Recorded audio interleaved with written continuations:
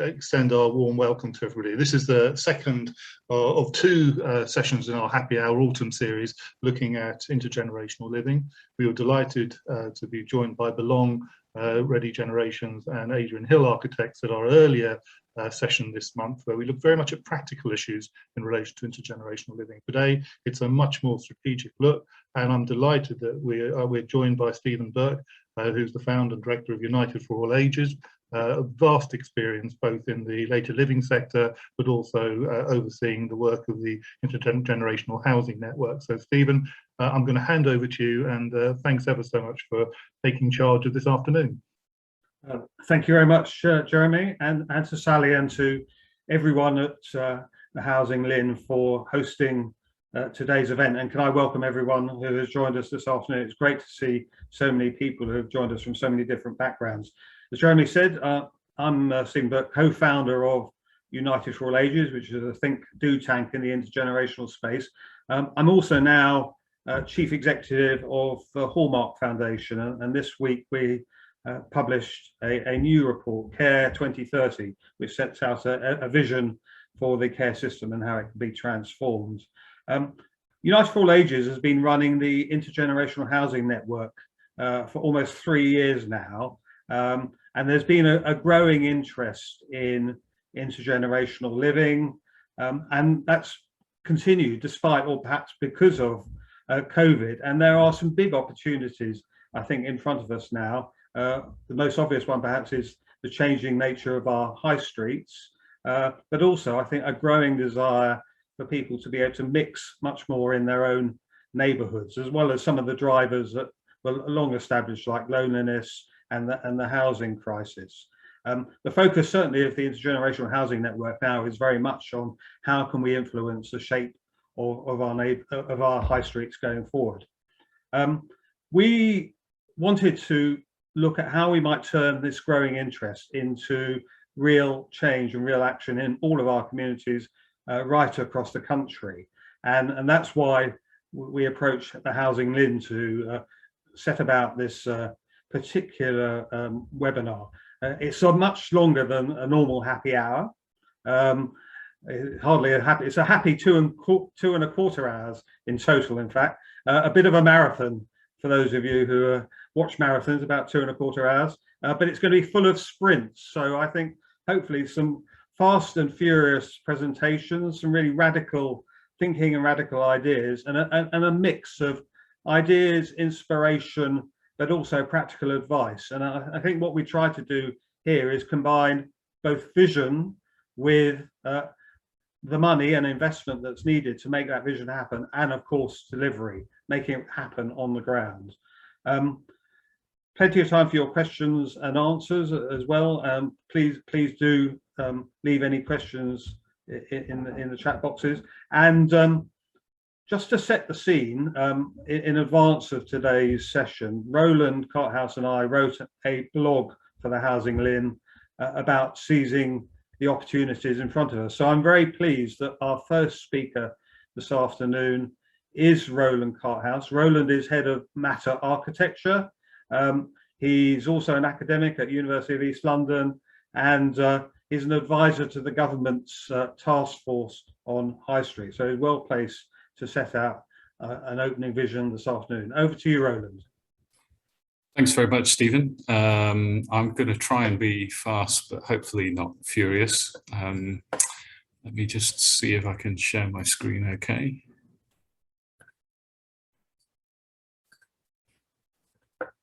Okay, is that appearing correctly?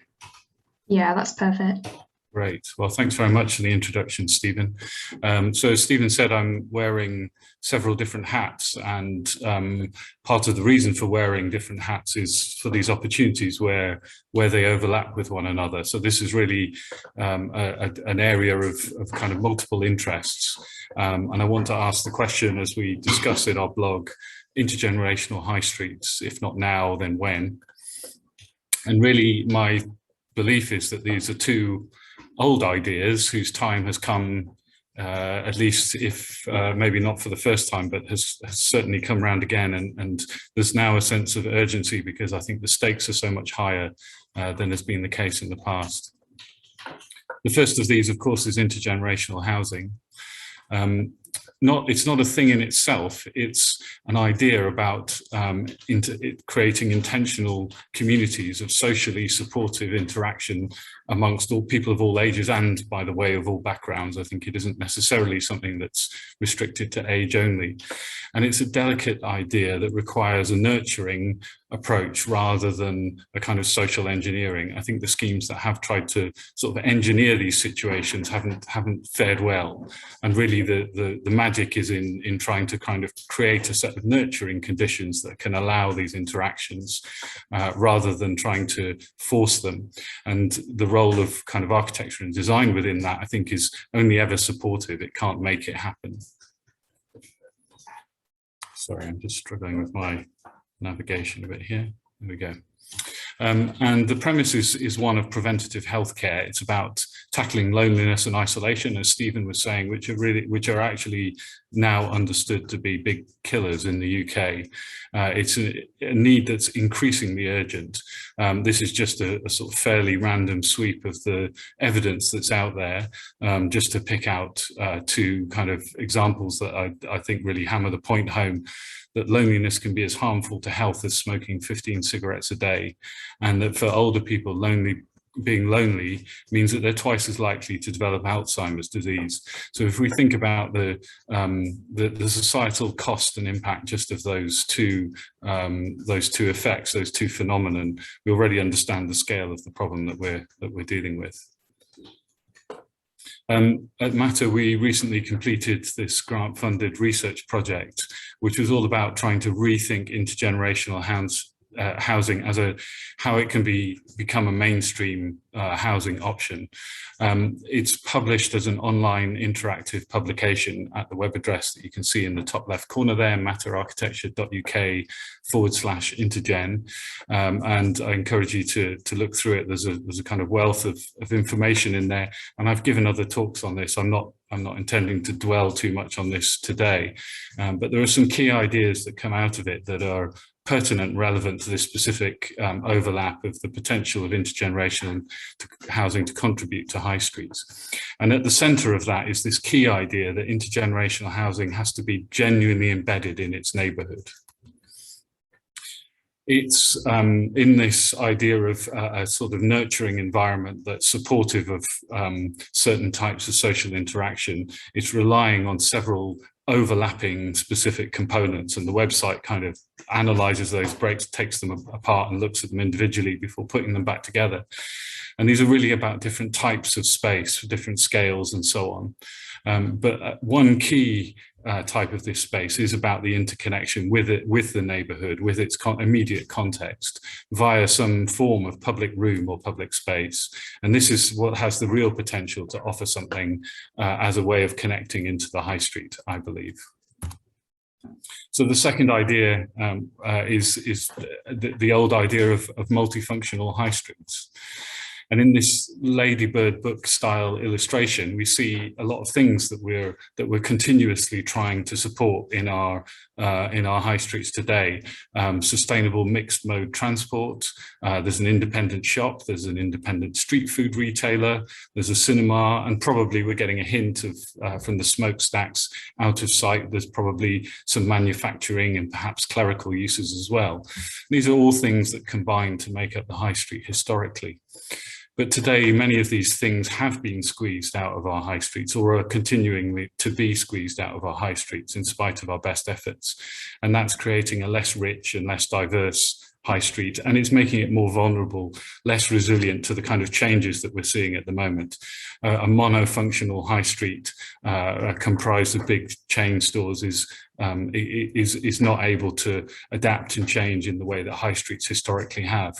And high streets have existed in their form for many hundreds of years, but have never been in quite such a precarious situation as they are now. So the need to rediscover this way of thinking about what a high street does and what it's for has never been stronger. We've been working now for a couple of years in Walthamstow High Street on a kind of iterative process which is using public initiatives in the public realm as a basis for engagement about a bigger idea about how people want their high street to be, how they use it, how they understand it, and how they want it to work in the future. It's involved the residents, shoppers, the traders. It's Europe's longest open-air street market, and it's involved young people and businesses as trying to think about how the nighttime economy can be something that's strengthened, that can again broaden this offer about what a high street is and what it's for. But the main point here is that the high street is primarily shaped by people, and what we want to try and do is create the conditions where people can shape the high street, and it isn't resistant to that kind of change. So this is an aerial view of Walthamstow High Street. It's in East London. It's 1 kilometre in length, but it's very thin. And this is the sort of main retail strip. On either side of it are zones that historically used to be filled with leisure, culture, manufacturing and clerical uses, but are now increasingly, through development pressures, turning to residential. And this is a common phenomenon of many high streets, even though the structure of this particular high street may be specific. This narrowing of the depth of the high street is something that is quite common across town centres. So part of our work was identifying opportunity sites to try and strengthen the high street behind the high street through more varied development, and that can connect into the high street. Those sites are the ones shown in red on this plan. This is one site. This is an old photo of what used to be on that site, which is a cinema just behind the high street. And this is the site now. It's being developed as a self-contained block of flats. And again, this is a scenario that's very typical of high streets across the country. These sites are being developed essentially in a piecemeal way. And of course, we need flats. We need, affordable housing. It's good that it's close to the high street, but it isn't fundamentally thought of as about expanding on and strengthening and deepening what the high street has to offer. It's essentially a piecemeal approach to it. But what if this was intergenerational housing? How would it look different? How could it be different? And how can the need that intergenerational has to connect to the high street become something that's much more powerful, and that brings something, brings an offer back into the high street? This need that intergenerational housing has to have connected public spaces fits perfectly with the mixed-use high street. It offers something to it and it gains something from it. So it's an opportunity that's desperately needed and is currently being overlooked. So if we were to just look at the difference between these two sites, this is how the site is understood at the moment. This is how the site could be understood. Of course, that raises all kinds of issues about ownership and land assembly and so on, but these are things that we've tackled in the past. And if the will is there, there's plenty of potential to be able to do that. So fundamentally, my proposition is that community spaces combined with intergenerational housing can repair the historic pattern of high streets and can bring homes, life and vitality into struggling town centres. So the question is, why isn't this happening? As Stephen said, this is something we explored a little bit further in this blog on HousingLIN. And if you read through the blog, you'll see at the bottom there's a link to a new research survey we're doing, which is really trying to understand about how this potential can be unlocked. We think that there's a really critical role for local authorities to be able to set the conditions and to facilitate the kind of development that can provide this richness and depth to the high street, and that if that doesn't happen, then the opportunity will be missed, and we'll be left with these much more fragile high streets which don't have that depth and which are less resilient to future changes. That's the end of my talk. Thank you very much. Thank you very much, Roland. Sorry about the background noise there. I'm not sure where it was coming from. But hopefully everyone got Roland's presentation, and it should have simulated quite a few ideas, particularly about how we might look quite differently at the high street of today in terms of changing them for the future. I don't know if people have seen some of Ridley Road on BBC One on a Sunday evening, but some great film from the 1960s, the early 1960s, which actually demonstrated Roland's Ladybird point very well in terms of what high streets used to look like in multifunctional, and so that's the opportunity going forward. So thank you very much, Roland. Yeah, apologies about the background noise. I just realised I had my microphone settings wrong. I think that should be better now. Sorry that I didn't pick that up at the start. Oh well, next time. Could you hear it? Okay, was it audible? Yeah, no, we got you, Roland. It's okay. Good. So the one thing I got wrong in the introduction, I asked you to leave questions in chat. Well, don't leave questions in chat because Sally's leaving lots of useful things in chat in terms of links to reports and so on. But if you've got any questions, you've been stimulated by what you've heard, then please leave questions in the Q&A box at the bottom of your screen. And so we're going to have plenty of time to deal with questions with all of our speakers. So please do that. So Roland's got us thinking, and I'm now delighted to introduce Paula Broadbent. Paula is Managing Director of Lovell Later Living. I think she's done virtually every job in regeneration and housing over the last 30 years or so in public and private sectors. So fantastic experience, and certainly she's not prepared to sit still. She wants to carry on changing things. And I'm sure she's going to tell us a bit more about how she's going to do that now. So, Paula. Good afternoon, everybody. Are we okay? Have we got that up on screen? Get a thumbs up from colleagues. That's good. So what I'd like to talk about and add on to sort of what Roland shared with us today to sort of complement the thinking and set the scene for the rest of the afternoon is look at it from the customer's eyes, and understand from customers, what is it that people are expecting as they age and ultimately as they grow old. So imagining it through their eyes, but remembering that when we talk about people growing old, it's no different to considering somebody's lifespan from birth through to the age of 40. Because if typically we're saying that over 55 is old, which is what we badge it as in this country and are very much driven by sort of planning policy in doing that, that's just the same because the average lifespan is for many people taking up to into the 90s.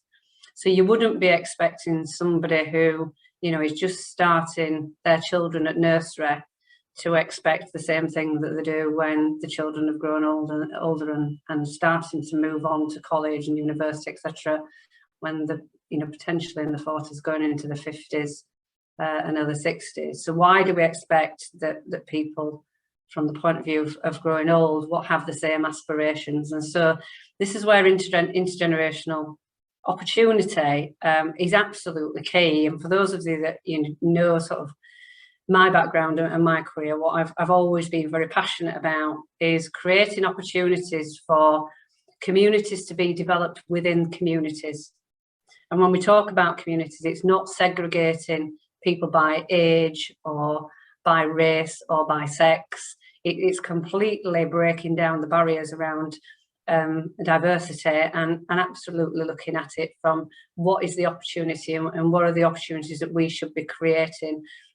We can only create those opportunities by listening. It's not decided to move on. Don't know if it's moving on for you. Sorry, we seem to have a bit of an issue with it. I'm afraid I'll have to leave the screen up because it's not moving. So really what I wanted to just sort of talk through was to then think about it from for us in the sector who are charged with creating the opportunities for people, whether that be young or old. We have to think about the perspective of longevity. We have to think about the challenges that Roland's just described, in particular with the high street that we're facing now, where we end up going through almost cycles of continual change. But ultimately what's really at the heart of it is ultimately the mix of thinking about the longevity of both commercially, of built form, of population, of local economy, and how can you bring all of those factors together to actually be attractive and aspirational for people to live, for people to work, for people to engage, and ultimately have that sort of very active and effective lifestyle that links into that whole preventative agenda in relation to healthcare. And so what we're very much focused on, and in a sense, I'm excited in a sense to be in the position that I am now, because, you know, yes, my career has, you know, sort of spanned across local authority, registered provider, commissioner, even providing the care hands-on, to being in a position now that, you know, sat within a group where the business is very much focused on partnership, very much focused on collaboration and the co-production across sectors, but delivering ultimately to what the customer's expectation is, and putting them first. So really, I think the question that we need to ask ourselves is, you know, we're all, you know, we can all be experts in our field, but how much do we actually challenge the status quo? How much do we actually consider that if we continue doing what we're doing, then ultimately, you know, are we always going to get what we've always had? And so there's some really sort of stark statistics around from an ageing population and looking what the customer need is that there is a huge variety of choice, not just in what people's expectations are, but in relation to what expectation we have as a sector, and ultimately the expectation that we have politically to be able to support people that need support in future life. So we need to understand, you know, the environments in which people need to live to receive the support that they require. And there's some sort of statistics, you know, where we look in particular at the later living sector around the mix of products of being able to live in your own home, you know, and serving those individuals across the country who have, you know, aspiration to be, you know, continuing to live in their own property, not having to consider specialist housing such as extra care, not getting to the stage where they require institutional care of living in specialist care homes, but actually have an expectation that the government and the sector needs to provide more opportunity to live in a home of their own. But to do that, what environment do they need? Because the built form is one thing, and I think we can address the build form. You know, we're very intelligent, and you'll hear from speakers today who are experts in their field, you know, in designing well for later life, but designing well for accessibility. Whatever works for a later life works for the young family who's got children and need to get the pram in and out of the property. It works well for people who are living with disability, you know, from a young age through middle age into later life. So designing well, you know, should always be a key factor. But then how will we provide an opportunity to those who ultimately do not see that the choice is there now for them to continue to remain in control of their living environment and where they are? And how do we make sure that we address that sort of increase in demographic that ultimately meets that, as I described earlier, of potentially a 40-year span of expectations of where you can have people living with multiple morbidity to somebody of the same age living very healthily and still running marathons. So ultimately, to me, it's about how do we challenge that status quo? How do we move away from those categorized brackets and actually ensure that we are just place shaping communities that ultimately challenge that status quo of, you know, providing to those opportunities that we've just described. I'm afraid it looks like the screen's frozen again. It's not working for whatever reason. So looking at it from challenging that is very much thinking about place as an opportunity for individuals to provide, you know, support to each other, getting back to the old days of true community spirit. This is, I think, is one of the biggest learnings post-COVID, is what really happened through COVID, is that we saw some real heroes within the community that stepped up and supported others, and have benefited from that and want to continue to take, that environment and that feeling almost, and that feeling of community and being there for each other, taking that forward.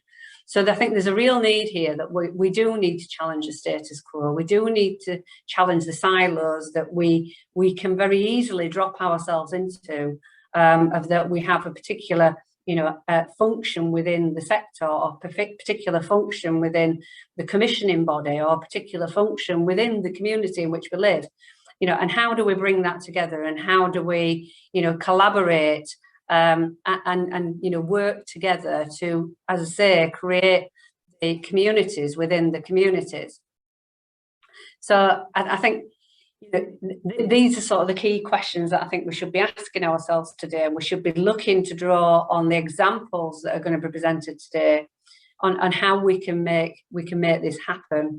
One example that I can share with you is a project I've been involved in for the last 15 years. And that's the length of time it took the master plan to be brought forward, that was, delivering on, what was farmland, but was an extension of an existing sort of small town. So we're extending that town centre. We're creating opportunities where we've got a link through a boulevard, that we're putting extra care housing, on that boulevard that's opposite a new school, that then links down to the main high street. We're injecting, local income by attracting people to come and live there in the new properties that are built, which helps sustain that high street. We're looking at employment opportunities through that high street for all ages, and we're looking at volunteer opportunities, again, for all ages, and how people can integrate and work together in such a way that, what we have at the focus and right at the centre of place shaping is longevity. And I'll keep coming back to the word longevity, and sort of thinking and not feeling that we are constrained with our imagination, because the minute that we become constrained as a sector who are bound to create solutions for customers, then that's when we stop giving the customers the opportunity and the voice that they need. So I'm going to leave that there with you as my section today. Happy to take any questions from that's coming through the chat as we go further, and look forward to hearing the rest of the speakers. Thank you very much, Paula. That's great. And just a reminder to everyone, I know some people have been tweeting furiously, but can I encourage everyone to get on Twitter and everywhere else about this afternoon's happy hour. So any questions? And we've certainly got one question through, which I think we'll take, and it's from Danny Chappell, who is from Clarion. Anyway, he asks about placemaking design and placemaking design's role in taking all of this forward. Any views? I mean, kind of that moves on from where you were at, Paula. It does, and I think it's absolutely critical. But just picking up on one of the points that Roland made that I didn't obviously repeat for those reasons, it's very much around that collaborative approach to place shaping design. That's when it's successful. Place shaping can often be used as a very sort of, the in word, the buzz term in a sense. It's only effective if actually you are engaging with the individuals that it's going to impact on, and that you capture that collaborative voice. And it has to be across the intergenerations, because you can't, there is no way that you can place shape with a focus on longevity of the community if you don't engage the younger generation as well as the older, more vulnerable generation. And you will not achieve the longevity. And can I just push you a bit further, Paula, in the sense you're engaging with the young, you're saying we need to engage with the younger generation, but we also need to bring the generations together in terms of co-shaping the future together, and ensuring that actually what we're creating supports or nurtures, to use Roland's word, nurtures mixing. I don't know if you've got any thoughts about how we might make that happen. Yeah, but it's providing that opportunity. You're quite right, which is I use the word co-production. You know, what I believe to be important is to actually empower people. So, you know, if you're giving people the opportunity to influence what's going to be, you know, what you are shaping and what the outcomes are going to be, then you're empowering them to be, you know, to interact in that way. And so, you know, the example I gave you, that was one of the great successes of that project, was that the community was brought together across all ages, you know, including school children. We you know, there was going to be a new school on there. We wanted it to be shaped, you know, to meet that young generation of where they were coming through. And, you know, and it was really effective to actually, you know, inform people, to communicate with people, to inspire people by saying, you know, we're empowering you to have a voice. We are going to listen. This is going to be captured into the local investment plan. This is going to be then, you know, taken forward as part of the whole business case for this. If there's a reason why we can't do it, we will come back and we'll be very open and honest why we can't do it. You know, so for in that example, you know, they wanted an outdoor swimming pool because it just wasn't financially possible to achieve the outdoor swimming pool, but it didn't prevent them having the aspiration. We were just very honest that the project itself couldn't sustain that. However, we did ring fence some additional land to say that if the community wants to pull together with our support and we want to look to raise that money, then we're not going to take it off the table. It's just about that honest approach of engagement and empowerment. And Roland, your thoughts on this? Yeah, so I'm remarkably in huge agreement with Paula. There's quite a lot in what you said in your talk that really segued from and touched on a lot of the same areas as I was trying to talk about, and I agree. I mean, what we're talking about is social mixing, and I think this question of what we mean by place shaping or placemaking is really at the heart of the issue. I think what you're describing is a process, and that process is the right approach to it, rather than, I think, what we have suffered from too much in the past is an idea about a sort of more narrowly constituted vision for a place that then we try and get everybody to sort of somehow buy into, and that's just the wrong way around. That doesn't work. And I think as an architect working in a policy area that's encouraged mixed use since the 1990s, it's incredibly frustrating that simple co-locating of uses is clear by and large doesn't result in social mixing. It's more than that. It isn't simply about putting separate things next to each other. It's about creating, as you said, a kind of environment in which social mixing can be supported. And that, it sounds like a subtle difference, but it's a huge difference. I think you talked about kind of status quo and challenging it, and also purposeful change.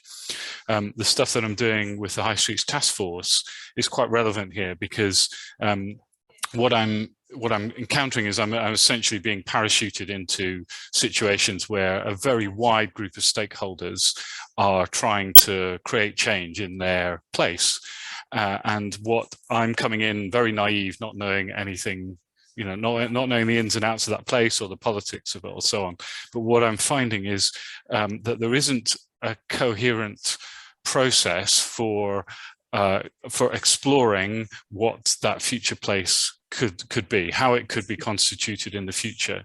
Rather, there's a set of rather narrower problems to which people are trying to find an answer and trying to share information about how to find answers to problems. So it's a different way of thinking. It's about imagining what that future environment is like, and then understanding what each person has to contribute to it and can benefit from it, and so on. So you kind of paint this rich picture and then work backwards from it. And I think that's the scale of change that we need. I mean, I think that way of thinking applies to so many things, you know, the social justice, the climate, everything, all of those things can't be solved through this same way of, essentially silo-based way of thinking about problems. So yeah, I think that's what I think about it. Thank you, Roland. And a challenge to you, Roland, from Judith Phillips about high streets. And she asks, what's the rationale for concentrating on the high street rather than the wider ecosystem of the town centre, 20-minute walks around your neighbourhood and so on? So what's your thinking on that, Roland? Yeah, I think so. High streets are certainly a convenient shorthand. Most towns have multiple high streets. I think Space Syntax have done quite a lot of work on what the characteristics of a high street, and what we're really talking about are central spaces that are the centre of a locally constituted ecosystem. So they only exist because and due to the surrounding ecosystem. In my very short talk, I was really talking about the the physical manifestation of that at the center of a network, but the whole point about the premise that intergenerational housing needs to be embedded in its neighborhood is this kind of neighborhood scale understanding that only exists because of all of the homes and businesses that come together to constitute a neighborhood. I think there's a much bigger question and discussion about the 50-minute or 20-minute, or in Sweden it's 1 minute, isn't it, city, that you have everything on your doorstep. I think that there's some really interesting ideas in that. There's all kinds of also big questions about that, about the equitability of it, where it can be pursued and so on. But I think the principles and the ideas behind it are right. Thank you, Roland. And the next question, I think, is aimed at Paula. So it's from Wendy Twist, who says she lives in Marston in Oxford, where they have a very mixed community in terms of ages and socioeconomic background. So she asks about what scope is there for incorporating the ideals that Paula talks about into existing communities and housing. What's your view, Paula? Well, my view is it's exactly the same principle. I'm only smiling because I read the rest of the question where it gets down. There's very little scope for greedy developers, and ultimately, a community is a community. So when I'm talking about place shaping, yes, there's opportunity to place shape within the high street, just as there's opportunity to place shape in a very rural location, and everything that comes in between. I mean, ultimately, wherever there is a community and people live, and ultimately there is definitely that hopefully still a socio-economic environment, because we've got to remember there's many locations where actually the demographic has increased, and the younger age haven't had opportunity to move into that location anymore, because that location has aged. So in a sense, there's a even greater importance to focus on areas such as that, to how do we keep the opportunity for intergenerational living. And you really need to look at the place shaping approach then is applying the same principles by engaging and empowering people to basically look at what they have, look at what the essential components are to have a thriving community of mixed generations with mixed opportunity, and then you identify what's missing, and you look at it from the point of view, it isn't always essentially about new build, and it isn't always essentially about that there isn't the appropriate housing there. As I've just given a description there, it could be that there's actually a great mix of housing. It's just that people haven't, been inspired to, in a sense, right size in later life, to therefore free up family housing for younger generations to move in and bring up children in, which then has started to reduce the opportunities for employment, started to introduce. So it's a bit of a snowball effect. So I would answer by saying, you can use the same principles. It's exactly the same principles.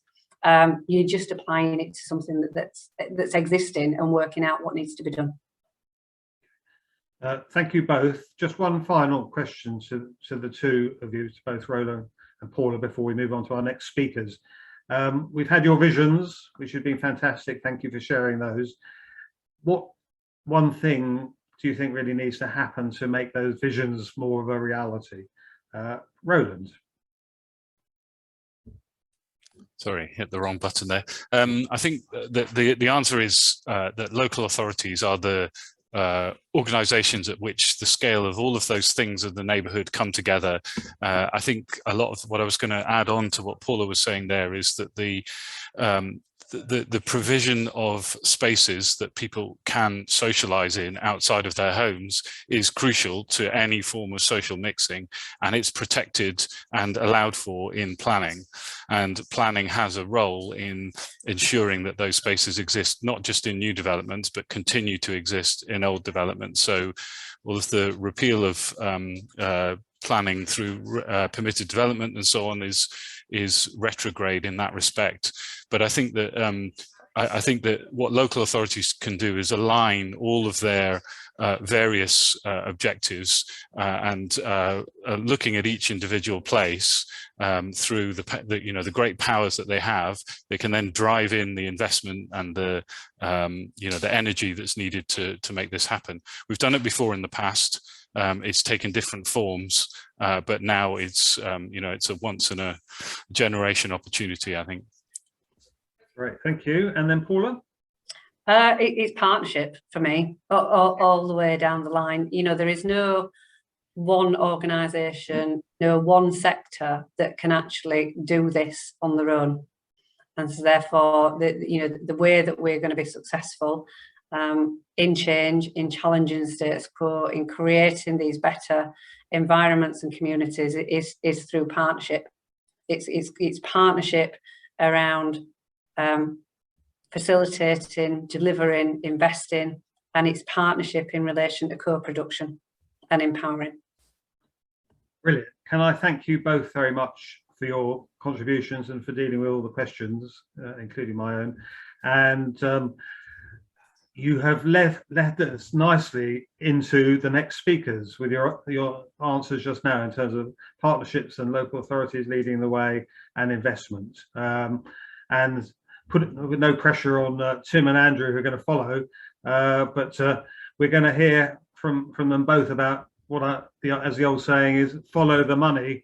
But two different examples of where public and private investment have gone into intergenerational living in different parts of the country, and hearing from them a bit about what has driven that, how they've levered in the investment and the resources, how they created partnerships which bring together public and private sectors. So the first speaker is going to be Tim Hoyle, who oversees social care, health and housing in central Bedfordshire as the Director of Strategic Commissioning. Over to you, Tim. Okay, thank you very much. I'm just about to share my screen. Or it seems to. Oh, yeah, hold on.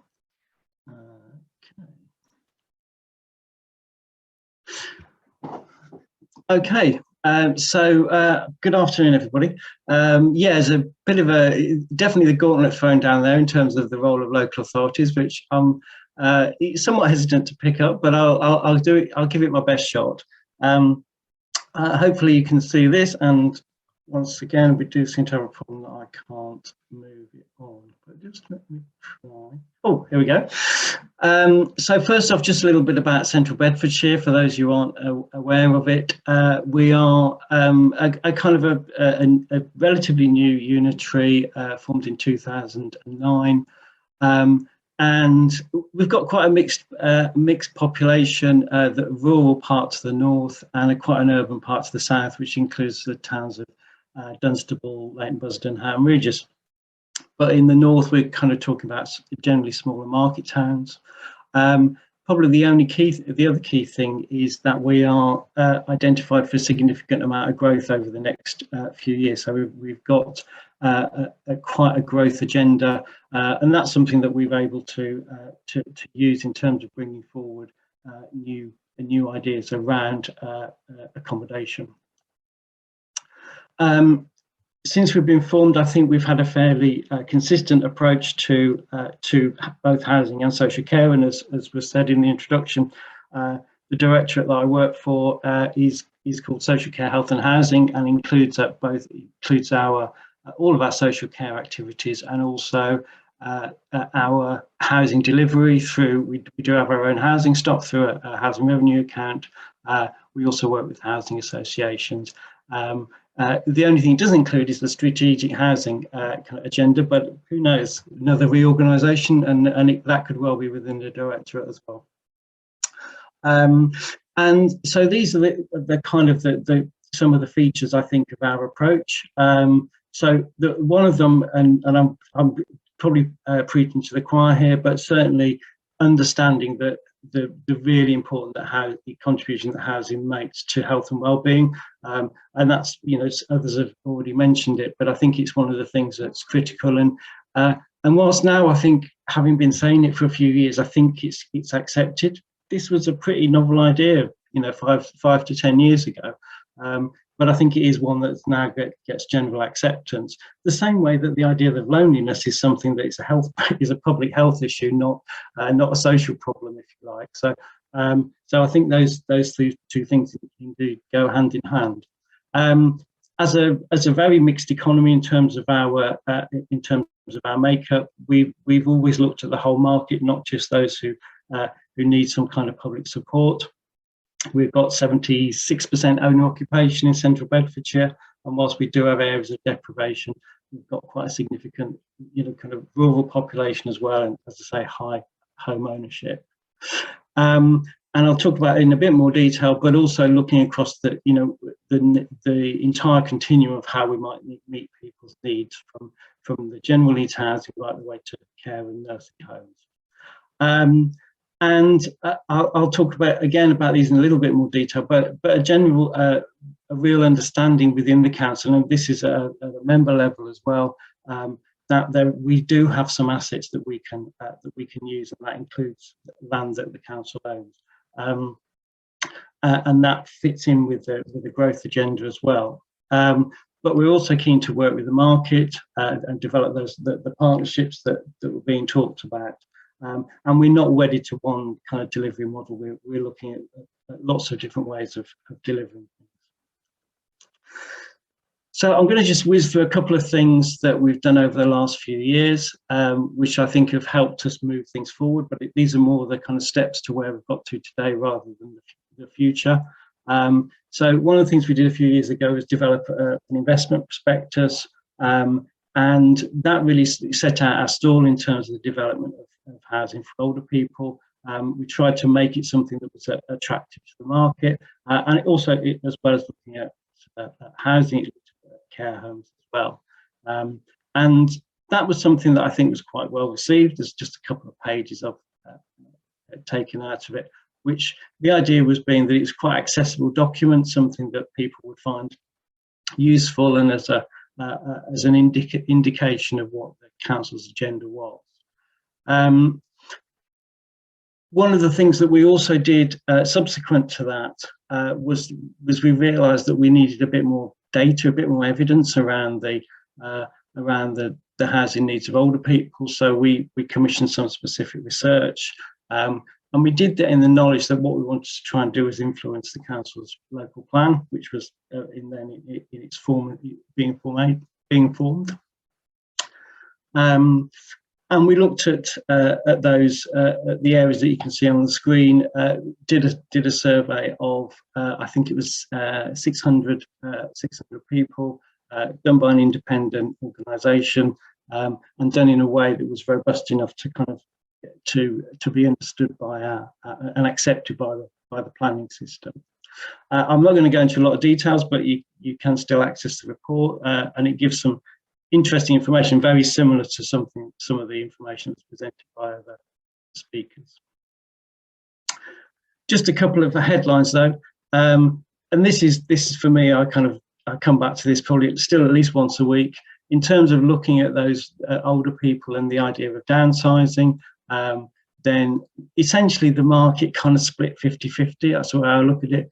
We've got a half of the market would move if necessary, and some are actively planning on doing that. About 10% had already moved, and then there's that 40% who really don't want to move. But the fact that you've got, you know, over half of your population is prepared to think about a new type of housing in retirement or later life, I think gives an indication of the opportunities here. So in terms of the summary, there was a lot of that to that research, but the takeaway was that there's a very clear market for specific types of accommodation. But the main shortfall was in mainstream housing, not this kind of specialist housing that we've been focusing on before. That people did want to downsize, but remembering these are people by and large who are owner occupiers, and they will only move for the right product, and that's right in terms of location, design, price, and tenure. And if that's not around, then generally people will stay where they are. So that was a kind of key takeaway for us. And then we number crunched all that and said, okay, well, what does that mean for our local plan? And essentially what it meant, we're not going to read out all those numbers on the screen. But again, the one that I still remember and still kind of go back to is that in order to meet the needs of specifically of older people, 23% of our planned growth should be housing that is suitable for people in later life. But the good news is that if we do that, that's housing that can be released. That will release other housing for those family groups and what have you. So it's again moving and mixing those generations. So in terms of thinking about how we're moving this forward, there's a number of areas in which we've kind of taken the bull by the horns.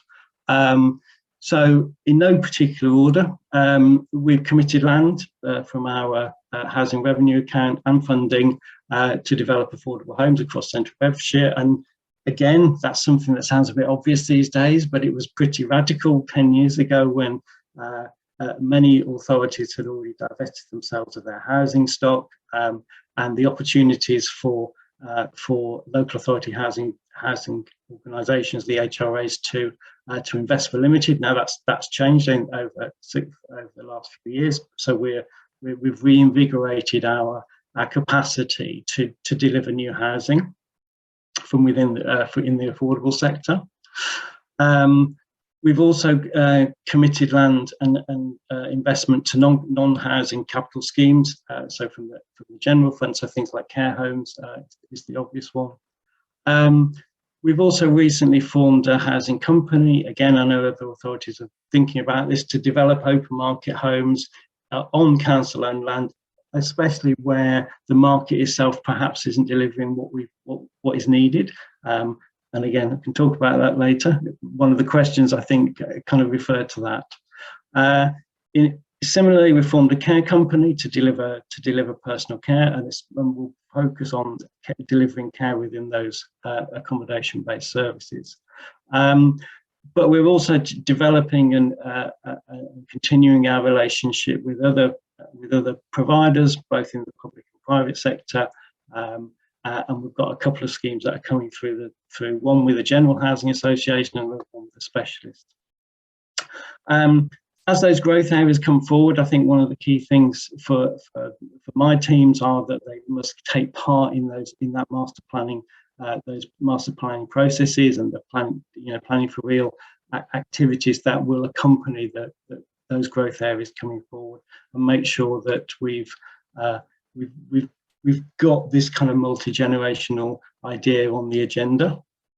And going right the way back to to where I started, really, we also need to refine and update those prospectuses that we developed a few years ago to I suppose, change the focus, and I think genuinely move from being very kind of generational specific to being multi-generational. So when I started looking at coming here today, one of the things I thought about is, well, okay, why are we doing this? And I suppose the two bullet points are the kind of because it's a good thing to do answer. It is generally more inclusive, and of course it better reflects our natural communities that we've got. So that's one of the key things. But I think there are also some very, very important practical reasons as well. The first one was already mentioned by Paula, which is about essentially accessible homes are accessible for everybody. If they're accessible for younger disabled people, they'll be accessible for older people too, and younger families. I think it can also be, and we'll see in the scheme that I'm going to talk a little bit about, it can be a pragmatic response to meeting emerging needs in a joined up way. And I think also from our perspective as well, especially when we're looking at perhaps smaller, more rural schemes, actually having a multi-generational aspect can actually improve the business case and make something viable, which perhaps wouldn't be viable if it was for a single generational practice for older people. I think it's always worth talking about the challenges. And so, these were three that crossed my mind. I'm sure there are others. One of the things is that certainly a lot of our development over the years has been helped by government funding, but actually some of those funding streams have very clearly set out age criteria, and that's something that we do come across with some of our schemes. Is that actually we'll have an individual who really wants to go to a scheme, is suitable for it, but people are saying, well, hold on a minute, that was funded for people over 55 or what have you. I think part of today's experience hopefully will move us on that, but I think we're still in the forming stage of working out what multi-generational living means and what we should be developing and how we should be doing it. And I think also, it's fair to say, certainly from my experience, whilst we've always got an open door and a listening ear of our elected members and planners, I think that they're probably on different stages to the journey. I seem to remember even fairly recently still trying to work to kind of talk planners through what the difference is between a care home and extra care. And it's kind of, yeah, we need to do that, but it's one of those things that we need to make sure that we do take others with us on that journey. So just to finish off, just give you an example of something that we've got coming through our system at the moment. This is going to be called Red Kite Road in Flitwick, and I'll tell you what the details are. At the moment, we're just at the point where we've got our tenders back for the build contract. So hopefully we'll be getting in the ground early in the new year. This is just a little map that shows where it's located. And Flitwick's one of our small market towns. It does have the benefit of a station and a bit of a town centre, although it's one that's cut in half by the station, unfortunately. But literally half a mile up the road, we've got the site of an old leisure centre. We've built a new one next door, and then we're now redeveloping the site of the old centre, but to very much link in with the new leisure centre. So what we'll have is a 72-place care home for older people, an extra care scheme of 88 apartments, and we'll work our way through the details, but hopefully that will not be just older people. It could be multi-generational. A specific short breaks unit for disabled adults. Downsize of properties as part of that, and those are likely to be mainly open market. And then the key thing is this shared public access facilities at the heart of the development, but also linked through to the leisure centre offer next door. So that's one of our that's the scheme that's probably got the most traction in terms of the multi-generational side of things, and is one of our more exciting things. Thank you very much indeed. Thank you very much, Tim. I know that's going to generate some questions, it already has, so prepare yourself for those, Tim. But before that, we've got Andrew Ovey. Andrew leads on healthcare for AXA IM Real Assets, going to give us a slightly different perspective. So over to you, Andrew. There's a lot of similarities, of course, but thanks, Steve. And it's interesting to the minds that have been wearing away.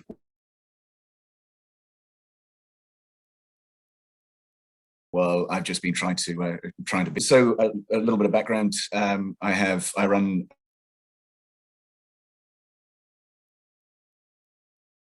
a portfolio of about 2.5 billion. About a third of that's invested in hospitals.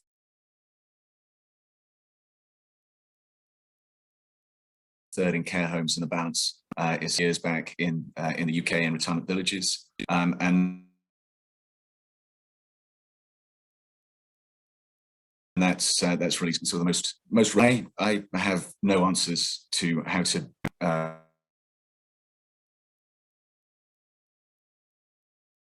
invest in intergenerational living. I thought I made a great point that that when a master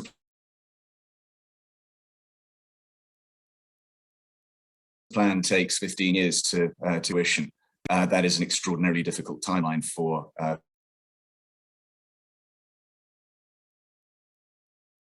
investors to get their head around. You know, most in that kind of field, and certainly when you look at younger generations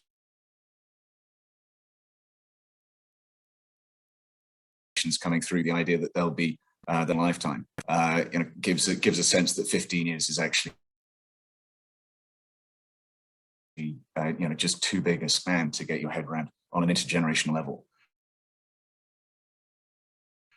There are three things I'm going to is stigma, the second community, and the third is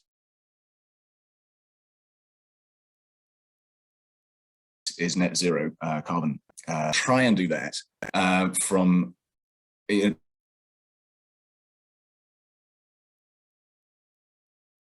taking you through the journey of what we did, through what I've learned, and how we're trying to apply that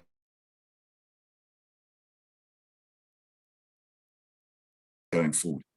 I might have a decade ago, and it was very much just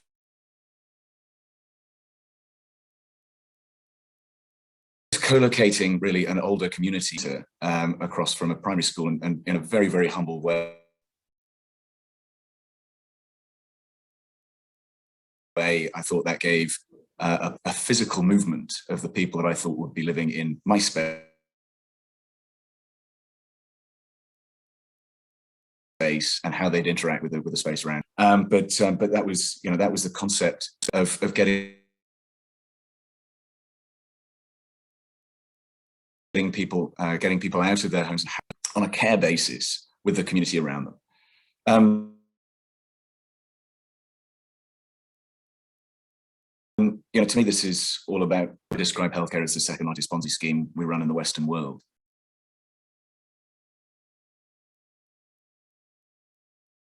The aging demographic is expensive, as that we can do is to deliver that care in a lower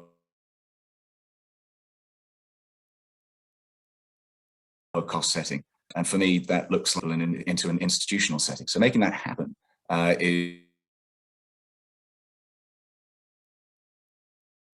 is a big challenge. That started my journey with retirement villages. I was looking at people coming into that space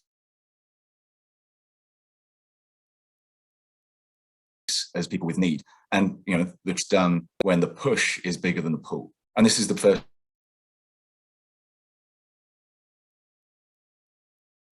point that I want to cover, which is about many that people are moving on, and actually that the idea that many people. And Andrew, I'm not sure if you would do that. Andrew, sorry to interrupt. I'm not sure if you can hear me, but we're having real problems with your connection, and it keeps breaking down every 10 seconds or so. Is there anything you can do at your end?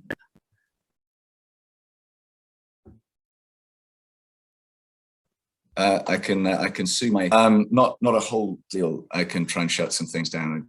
Okay. If you could do that, but it's, I think the connection is. I've been getting emails coming through. Yeah.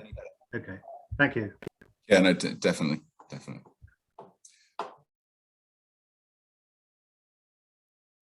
Do you want me to keep going in between time, or Stephen, you're going to move to somewhere else? Keep going. Yeah.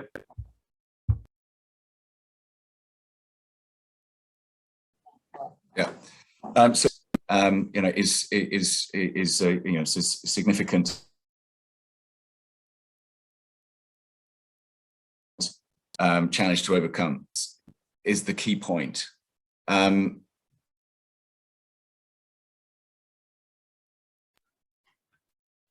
When I look at the areas that we're moving into with future development,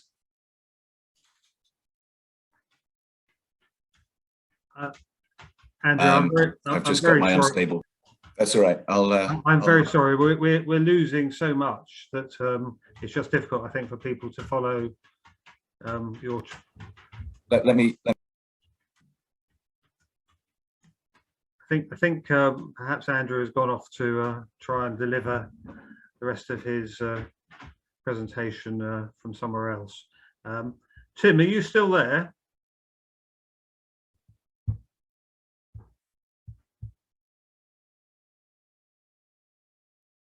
Yeah, I'm still here. Yeah. Just we'll unmuting everything. Yeah, okay, Tim. We'll take a couple of questions to Tim, and then hopefully Andrew's connection will be re-established. But Tim, there was one specific question to you, which had been basically the old trade-off really, about have you been able to quantify the benefits of suitable living provision versus creating efficiencies and savings in social care requirements? So, you know, I think the answer to that is to a certain extent. I have to say we've relied on some other work, and I think some of it was done by HousingLIN. I'm just trying to remember the study, but I know that I quote from it extensively around the savings to the health and social care system. I think our which certainly for extra care are very significant and are relatively easy to demonstrate. The only problem is that most of those savings are for the health system. So it's a bit that doesn't always convince our local politicians who are fully aware that we're not going to get that money back from the health system. But that having been said, I think one of the things that, again, we've been very fortunate in the sense that actually as a council we haven't kind of played that card too strongly, and indeed as a council we're investing in health facilities and inviting the health system to kind of partner with us, where we see that we've actually essentially got a bit more skin in the game and they also have the ability to do things. We know how difficult it is for the health system to build new buildings, for example. Whereas if we build them and offer them to the health system, then that can be a solution. Slightly off topic, I know, but I think it's something where I have to say I try, whilst I am prepared to show that there are some benefits. I think I tend to move people away fairly quickly from talking about the pounds, shillings and pence, because I actually think that the benefits of some of them are really, really obvious, but they're also very difficult to quantify. Well, can I ask you then as follow-up, Tim? What is it that has convinced your elected members and particularly your leader to go down this path? I think, to be honest, because of the growth agenda. And the fact that that there is that there's always those local tensions around housing growth, which is around the need as opposed to the need of the people who need the housing, and then the wants, if you like, of the people who already have the housing, not to have development around them. And actually, I think that there's a real opportunity there to use this agenda, especially the downsizing agenda. As actually a lever and say this is downsized homes are much more space efficient than the homes that people are leaving, and I think also it links in with one of the earlier speakers said, and something I haven't really thought about before now, which is about how you make downsizing a feature of that place shaping agenda as well.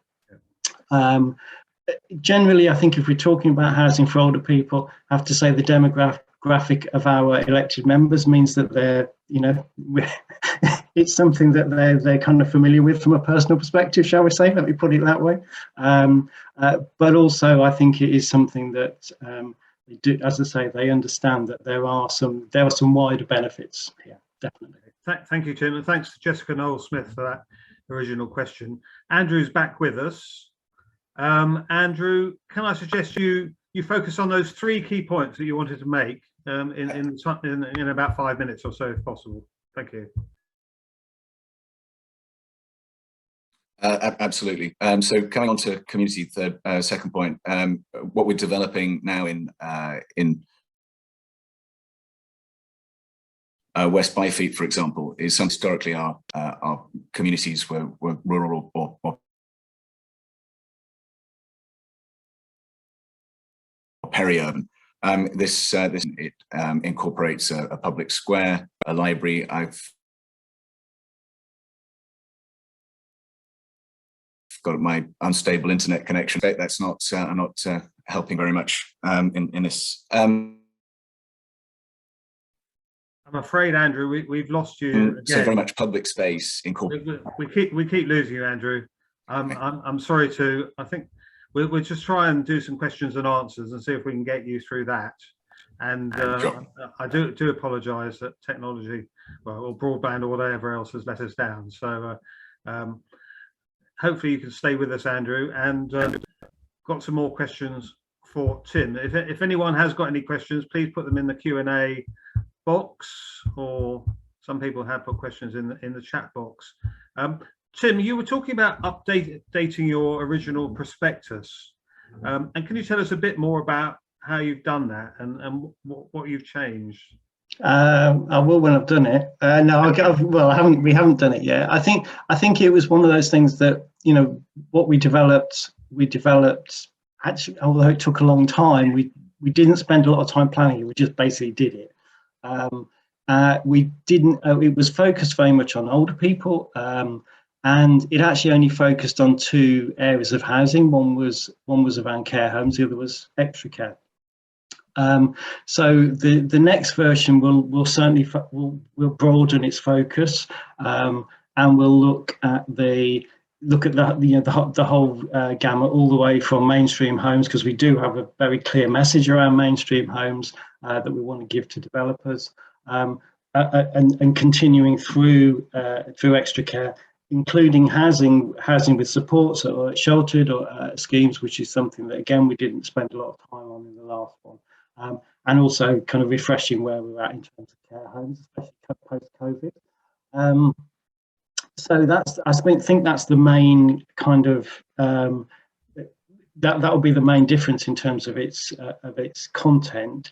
I think the other thing is that, and although I kind of feel a bit ashamed about saying this, although one of the things that we very much wanted to understand, what people wanted and gave and delivered that, and we're delivering that to people. We didn't co-produce it. I'll be honest with you. We just wrote it and published it. So I think the next time, I think we really do want to make sure that we at least road test it and get some input from the people whose lives it is actually going to affect, and particularly more younger people as well. Yeah, now I think one of the areas that we're looking at the moment is whether we have two documents, one that focuses on older people and one that focuses on people of working age. After today, maybe I'll think about combining the two, but I think there are some pragmatic reasons why you perhaps wouldn't, despite all the things we've said today, is there are different groups of people who invest in those areas separately, and it might also turn out to be a big and complicated document, but we'll cross that bridge when we come to it.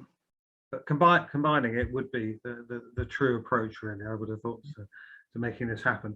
I think we've got a question. Yes, I mean, obviously there are a number of adults with additional needs as well who are younger as well. So, and they presumably fall within your direct remit in terms of social care. So certainly there are examples and elsewhere in the country where extra care housing, for example, accommodates younger adults with learning disabilities and so on. So there are some opportunities there. I think, what strikes me is that, your agenda is all about offering people much better choice at every stage in life.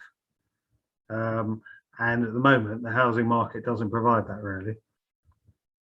Yes, and I think one of the areas that I didn't focus on too much in terms of the presentation was, kind of how we can, from our different perspectives, and obviously I come from a perspective of being an officer in a local authority social care situation, how we can influence the planning agenda.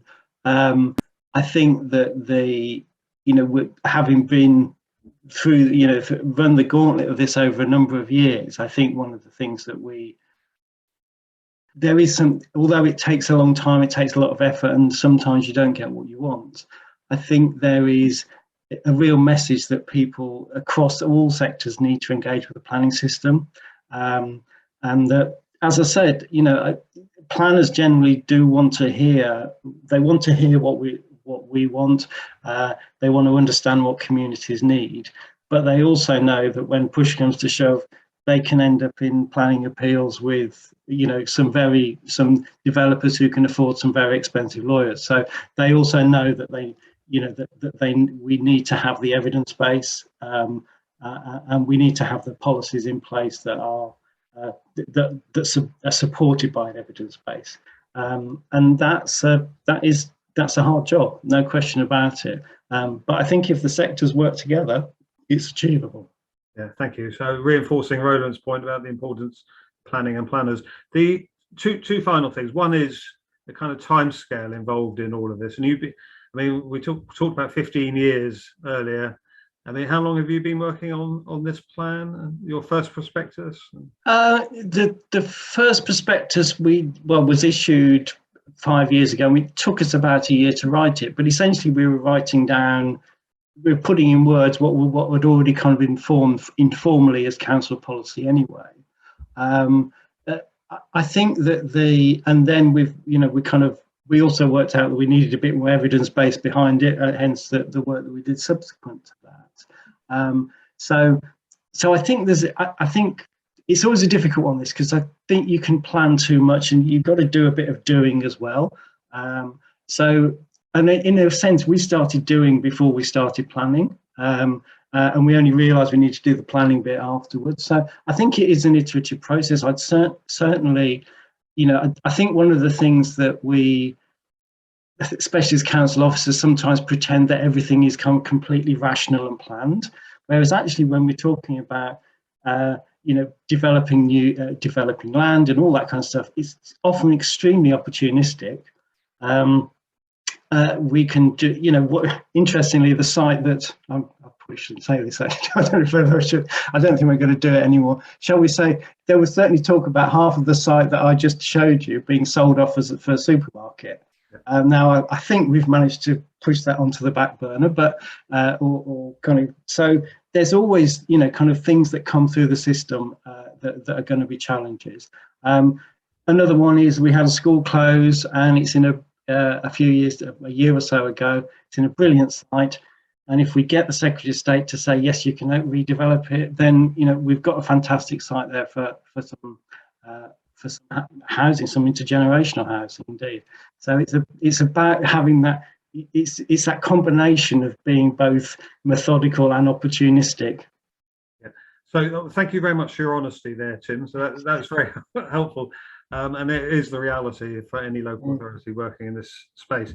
The one final question is about partners, really, and people you've worked with on this. Give us a quick rundown of the key partners in all of this. As I say, we've got our own HRA, so they deliver a lot of housing investment.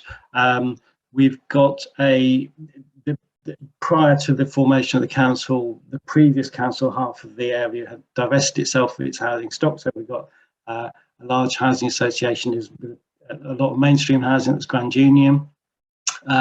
We also work with some of the other big housing associations, but also some of the smaller specialists. And indeed, one of the areas that we're certainly happy to have conversations with private sector developers who are looking to move into this space. I think sometimes, shall we say, our numbers are different from their numbers, and that may mean that we don't end up doing something. But it's certainly a conversation that we're prepared to have. And yeah, we will engage with the whole of the market. I think we know realistically that there are some aspects of the market that's more likely to be simpatico with others, shall we say. but that doesn't mean we won't have a conversation with anybody. Brilliant. Okay, well, that's an invitation to go and speak to Central Bedfordshire, of course. So thank you very much, Tim, and again, for being frank and open about that. You also raised the issue about planners again, and if anyone wants to contribute in the Q&A about planners and planning, please do so. We're going to move on now. So thanks to Tim. My apologies to Andrew, who has clearly given up altogether, I think, but has disappeared somewhere into the ether. And thank you to Andrew as well for joining us. We now have, I mean, we were talking just now about partnerships and people out there who can work with local authorities and other investors.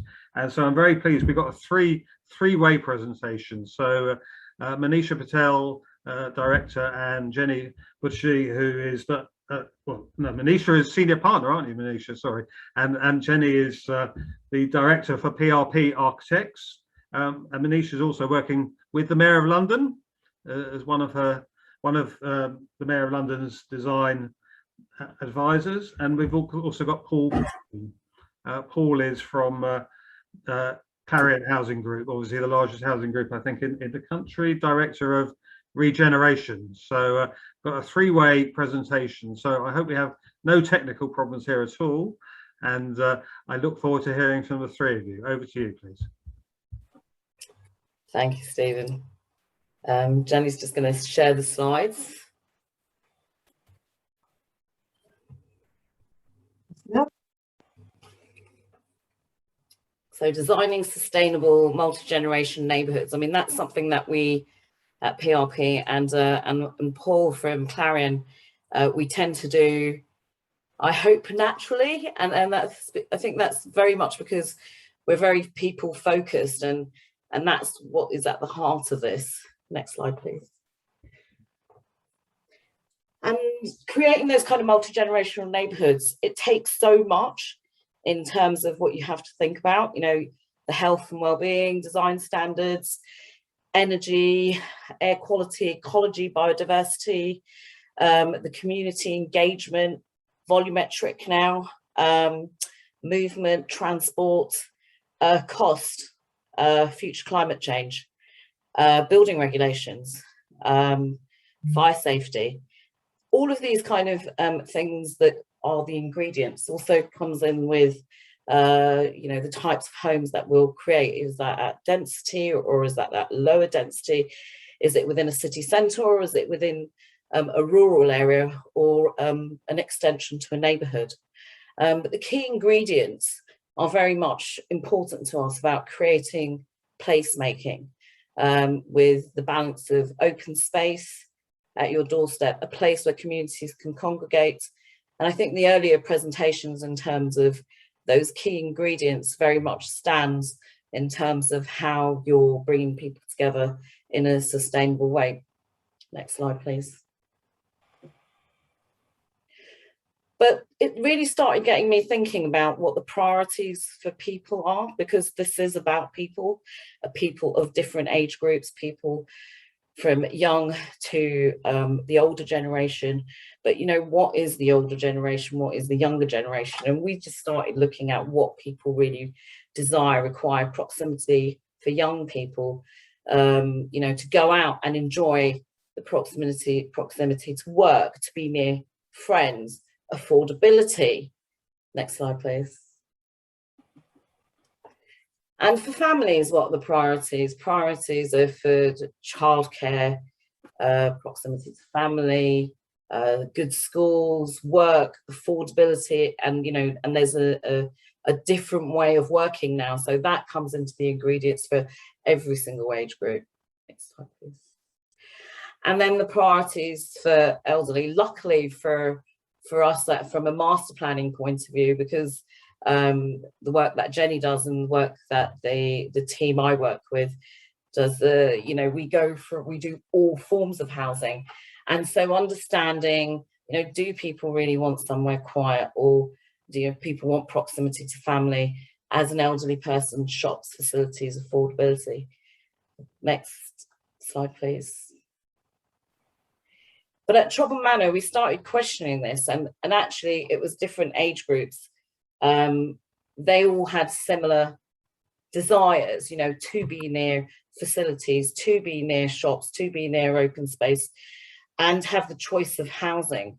And so this started questioning how social change is happening through the years, and how where we are currently, you know, is a you know, someone who is 60 because of healthcare and technology the same as a 60-year-old in 50 years ago, and the interests and where you want to belong and how you want to lead your life in the future, and our people are working longer. So does our housing actually reflect this, and the way that this support in terms of the, you know, affordability in the market? Can people actually, do they have the same purchasing power? Next slide. And this housing typology, we started looking at, we look at multi-generational master planning and intergenerational master planning from a wider point of view. But actually, is it our housing typologies that we need to really think about in terms of choice, in terms of how we start living? And we had the opportunity at the Olympic Park to look at an experimental typology, which was looking at how different generations could live and support each other, but have independence. So they both have their own front door, and the idea of the typology is that your annex turns a corner, you've got your 3-bedroom and you've got your 1-bedroom apartment, which they're separate, shared courtyard, and it came up as an idea to actually then to start looking at a corner and be interactive and become part of the street. And how does this kind of fit into a London context? Next slide, please. We really started modelling this, and but there was no market really, and this is the backdoor kind of London typology that was happening everywhere. And it's interesting because illegally people were building different accommodation in their back gardens for different generations, the teenagers to go and live in, or, you know, a family member who's elderly had come, and then they've kitted it out so that it could be a self-contained flat. Not everyone can afford that kind of granny annex or have that detached building in their on their own land. So the idea was, can we make something that's a lot more affordable? And as an idea, it started to take traction. At the time, a housing association didn't really want this to be an affordable item, but I would say that the private developer, Taylor Wimpey, decided to take the chance. Next slide, please. But the first point was always, there is no market. The next point was, next slide, please. It costs too much. Next slide, please. What tenure, private versus affordable? Next tenure. Cost versus developer benefits. How is this typology going to benefit us? Next question. But it got built in the end. And the reason was because us as designers, we have to prove that you can bring new ideas to the market. They work, they can work, they're affordable, they can be switched in terms of tenure type. They meet all the standards, and they can be like the Victorian house, can change through time. The building here, the two on the corner, are the multi-generational houses, and we call them the cycle of life. So the annex can have someone who comes home from university because they can't afford their own place and they can save. The family can then downsize into their own, into the annex area, so that they can rent out to top up their pension in the future. And this is all because of, you know, cuts in pensions, cuts in housing for the elderly. During the pandemic, one of the properties was used so that the family did have their elderly parents living within the annex. They had the support, but both families had independence, because they both had their own front door, and they were able to make choices when they were able to be together and separate. Next slide, please.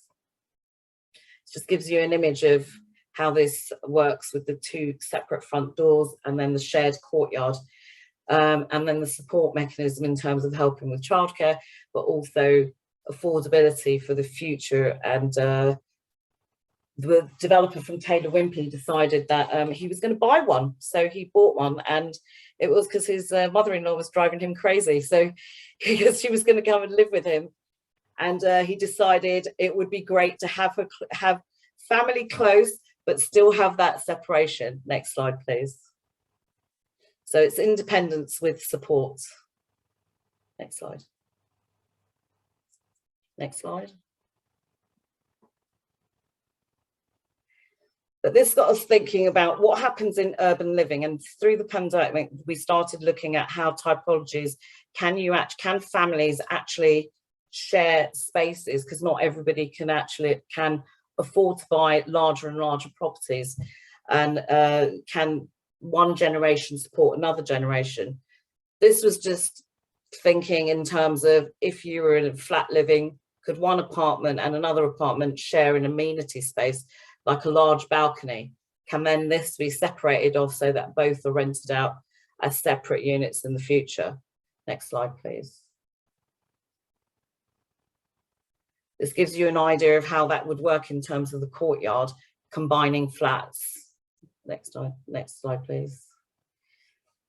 But really, to kind of take that one step forward, we started looking at multi-generational flats, and how do we kind of keep families in the city? How can you have a typology that could be used for different tenures? Now, this within a typology where you have almost like a one bed and a two bed apartment, both with separate entrances. And this is an idea of bringing new typologies to urban living and thinking, well, can you actually have support within your home, within your family structure, have all the ingredients of a house, with the kitchen being at the heart of it, a large amenity space, such as the balcony, have access independently to the balcony from both units, but also then being able to share a space. Now, testing this out in the market, it's interesting to see that someone said to me, well, actually, this could be used as, supporting elderly within a family structure. The size of it makes it a lot more affordable, and it's flat living and can be within a flats block mixed in with general needs housing. Another was it could be part of a private rental sector, because sharers are living in different ways, and it gives it another choice in the market. Could also be within affordable, so you're not providing two families with grown-up children with two properties, and actually combining families together to be able to support each other. And then again, in the private sector, it gives choice in terms of it's more affordable form of a flat type, and it always takes in that awkward corner. Next slide, please. Next slide, thank you. And then just a recent typology we've been working on has really been things like home working as well. And as people are aging, as people, people aren't always not working. Home working, I think will mean that people can work for longer. And how can we incorporate that within standards, the national standards? And this is one way of using hallways in a much more productive way. And what we're doing is trying to test all those ingredients and bring in the home working with having your external space, light, having that private space, and also being able to be communal at the same time. Next slide, please. Next slide, please. So at PRP, we're still experimenting, and so in terms of intergenerational master planning, the typologies actually, I think, are very important, because you're thinking about the smaller scale, you're thinking about the place that you live, and then you're combining it with the master planning, the place, your external environment, how it's planned. The future, I think, is going to be really interesting, because especially post-pandemic, especially because, you know, there is a lot more home working. How are we going to start using our buildings? And one of the key things is, do we just think about master planning as in it's the building forms and they're all separate, and are they within a master plan, or are we starting to look at intergenerational master planning with actually intergenerational building forms themselves?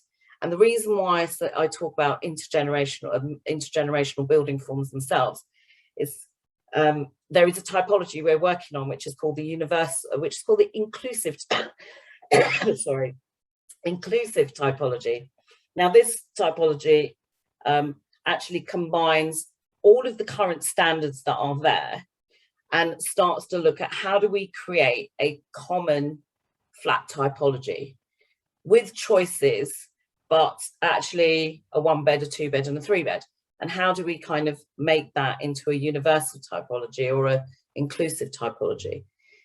By doing that, a building form itself, a floor plate, could then actually have the flexibility of being repurposed for another use in the future. So one of the things that we're starting to experiment with is repurposing buildings that are designed now for the future. And I think key to that is going to be how we design our typologies in the future and what standard they are. I'll leave you with this. I always think that follow Steve Jobs' quote is create the market for the concept. It's like people don't know what they want until you show it to them. And that's exactly what happened with the multi-generational house. People didn't actually think they needed it. And now they sold like hotcakes on the Olympic Park. They're being used in different locations in the country. And we're hoping to introduce them down into, well, we are going to be introducing them down in Truro in Cornwall as well. Okay. Thank you. Thank you, Melissa. So my name's Jenny Bizzarri. I'm partner and I lead the later living team at PRP, so a little bit different to Melissa's. But I'm just going to share this with you. I think this, I'll just put this together aside just to talk about some of the projects we've been looking at in the recent years. And I would just say, for me, it's just incredible at literally how diverse the later living sector has become. It is so exciting, I think. We've gone from having just specialist housing to have all different types of buildings for older people. And we're starting to see true choice coming through, which is really, really key to ensuring people can live longer lives and happier lives. You know, we're seeing, this is West Byfleet that Andrew was talking about earlier for retirement villages, and, you know, putting people right in the heart of the high street, as well as looking at all forms of multi-generational with people from all walks of life. So I think, you know, it is, for us as designers, it's really, really key that we look always at how we connect those people in their later years with their whole community. But today I'm going to concentrate on one particular project, which is Oakfield in Swindon. And I think in this one, it's quite an interesting project to look at. It was for Nationwide Building Society. We worked with Met Workshop, who were the master planners on it. And it was nationwide, you know, they wanted to create something that was different to the average house builder. They wanted a community for all the ages. They put co-production absolutely at the heart of everything we did. And they wanted to create this template for what they saw as being creative, sort of cohesive communities. It is a low value area, and that's a challenge for any developer. So that was one of the things that we had to tackle through the briefing stage. So I'm going to just concentrate on 3 key issues relating to this particular design. First is about the intergeneral approach to the master plan and how we placed older people at the heart of that community. The second one is about how we use design to actually forge a sense of neighbourliness across the generations. And the third one was about the later living typology. They didn't want specialist housing in it, but they wanted a product that would suit the market and would work for them as developers. So just to give you a little bit of a guide on the site itself, this is our site here. We had Nath, which is up in this area, and it's actually, you know, all private housing. We had Walcott here, which is primarily affordable housing, with some shops here, and then we had a little specialist school here called the Oakfield Project, which was very well thought of in the community. But the site itself was a barrier because it had a complete hoarding around it, and you couldn't access the shops if you lived in Nath on foot. There's also a park that came up here, and there was a quite nice little community in forest, and you couldn't actually walk very easily across unless you broke through the barriers. So it was all about connecting communities, and that was the key to the master plan. This is the master plan by network, and one of the key things that they wanted to look at was how did we connect those communities. So a route was created, which was a pedestrian route that led through the site that took the people from Nath right through to the shops on the other side. But for us, this was quite important because it was a pedestrian route, it was a cycle route, but it was also a buggy route. It was somebody could go in a wheelchair. It was to be, have level thresholds throughout. There was no trip hazards. There was actually ease of wayfinding. You had a park at the heart of it. You had a little public square here and here, and it was all about those cues to help people at all walks of life, all the ages of life, to be able to easily access their community. And then we had a primary route for vehicles coming through the site, and again, everything was level across the site. One of the big concepts, one of the drivers behind the actual master plan was the creation of what they called homestead gardens. And these were shared garden spaces by everyone who lived in that block. So it was all about creating a community within this community. And you can see how these all sit in the master plan here. And the thing that came key to that was how we placed older people, because we wanted the older people to be able to connect to those shared garden spaces. So the blue bits you can see here are where the older people were placed within that community. And we came up with 3 very specific typologies. As I mentioned, as low value areas. So we were looking at both affordable and private. So we have up here in this part, we had age in place cottages, which were for the private sector. And we knew from the public consultation that a lot of people were thinking about moving if they could find a bungalow. We had walk-up apartments, which sit at the corners. Manisha mentioned about turning these urban blocks is always quite tricky. So these actually sit at that particular scenario quite well. And then we had the hub building, which is the main sort of focal point that sits opposite the little school building around a new public square and garden area. So I'm just going to touch on each of those little typologies. The walk-up apartments, you can see here, they on the ground floor, there are 3 flats, 1, 2, 3 for older people. You have a shared paired doors here, and one of those doors takes you upstairs to a flat for an older person or a younger person upstairs. So the idea was mixing the generations within vertically in the building, and creating a sense of neighbourliness by pairing the front doors. You bump into your neighbour on a day-to-day basis, or the older person picks up your Amazon parcel when you're out at work all day. And then for the 3 older people, they actually have access to a shared garden space here. So creating a sense of neighbourliness for them as well, and helping with all the isolation issues around people's mental well-being. They then also have access to the homestead garden, which is shared with all the families on that particular part of the master plan. So again, it's just about forging those incredible opportunities, what we call incidental moments of interaction for people on their day-to-day lives. The age in place cottages are designed very much similar to lifetime homes, really. You can live quite independently in the ground floor in your later years if you're not so able to manage the stairs or put stair lifts in. But critically, they were actually sat opposite each other. There was 4 on one side, 4 on the other. They back onto homestead gardens, so they share those with families, neighbouring families. But they have this little muse that feels very much part of their little community as well at the front. And when we did a lot of the consultation, we found out a lovely little fact about how in sort of railway villages in Swindon, and also in some of the terraces there, that people used to quite often bring the chairs, sit outside the front doors, watch the word go by and chat to the neighbours. So we actually designed seating into the front of these to allow exactly that to happen. So again, just connecting with your other generations and just sort of combating a bit of loneliness within the community. The community hub's the tallest building on the site, it's the focal point.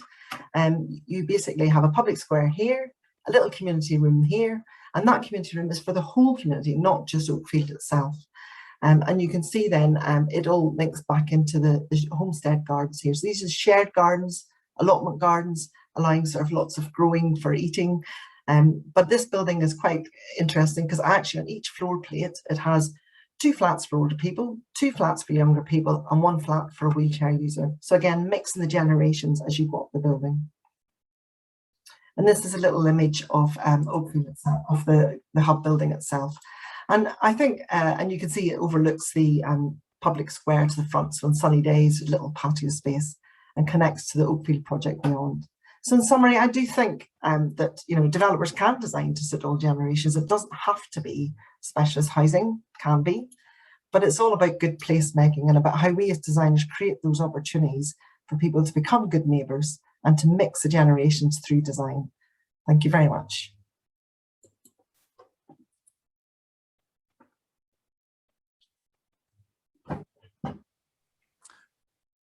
Thank you, Jenny.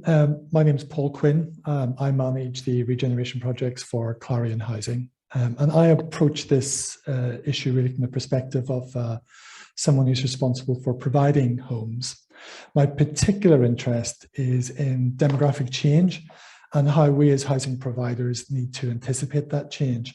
And within that then, of course, the value of providing and operating intergenerational based neighbourhoods and homes. Now, as is always the case with the last speakers, quite a few of the bits and pieces I'm going to talk about you've already heard, but hopefully some of it is of interest. So Jenny, do you want to give me the next slide?